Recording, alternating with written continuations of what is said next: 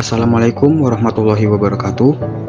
Tabiun, kami dari kelompok G ingin mempresentasikan tentang materi mengelola kinerja dan mutu. Sebelum masuk ke materi pembahasan, di sini saya akan memperlihatkan anggota kelompok terlebih dahulu. Baiklah, untuk materi yang pertama, di sini teman saya akan menjelaskan, yaitu Kurniawansyah. Dengan kontrol pengendalian.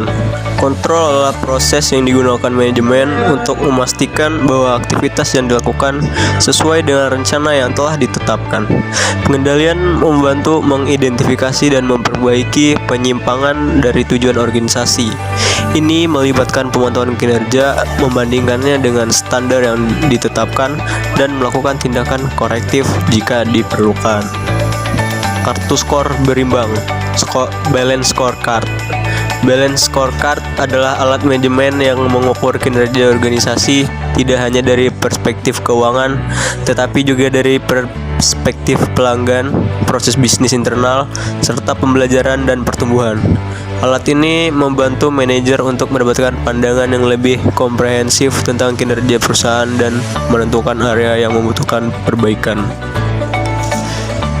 Assalamualaikum warahmatullahi wabarakatuh. Perkenalkan, saya Ankon Akbar Absanjani.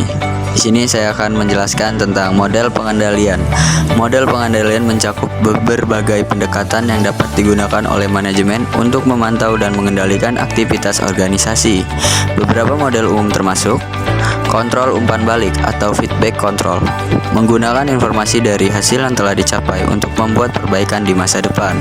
Kontrol umpan maju atau feedward control, memonitor masukan sebelum terjadi proses untuk mencegah masalah. Kontrol umpan selang atau concurrent control, mengawasi aktivitas yang sedang berlangsung dan melakukan penyesuaian secara real time. Saya lanjutkan dengan kontrol keuangan. Kontrol keuangan melibatkan pengelolaan dan pemantauan aliran kas, anggaran, pengeluaran, dan investasi. Ini penting untuk memastikan bahwa perusahaan tetap berada dalam jalur keuangan yang sehat. Alat kontrol keuangan termasuk laporan laba rugi, neraca, arus kas, dan analisis anggaran. Izin memperkenalkan diri, nama saya Burhanuddin dari IMA 1 dengan NPM 2412110014. Saya di sini akan menjelaskan metode kontrol. Ada beberapa metode kontrol yang dapat digunakan oleh manajer antara lain. Pertama itu pengendalian administrasi menggunakan kebijakan, prosedur, dan struktur organisasi untuk mengarahkan aktivitas. Kedua itu pengendalian operasional melibatkan pemantauan dan perbaikan proses operasional sehari-hari. Pengendalian statistik, penggunaan data statistik untuk menganalisis variabilitas proses dan kualitas produk. Kedua, manajemen kualitas total TQM. TQM adalah pendekatan manajemen yang berfokus pada peningkatan kualitas secara terus-menerus dalam semua aspek organisasi dengan melibatkan setiap karyawan dan memuaskan pelanggan. Prinsip TQM meliputi fokus pada pelanggan, perbaikan berkelanjutan, dan pendekatan berbasis data untuk pengambilan perbaikan data untuk pengambilan keputusan. Perkenalkan, nama saya Julian Saputra. Di sini saya akan menjelaskan tentang tren kendali mutu. Jadi, tren terbaru dalam kendali mutu meliputi penggunaan teknologi canggih seperti otomatisasi, kecerdasan buatan, dan analitik data untuk meningkatkan efisiensi dan akurasi dalam pengendalian mutu.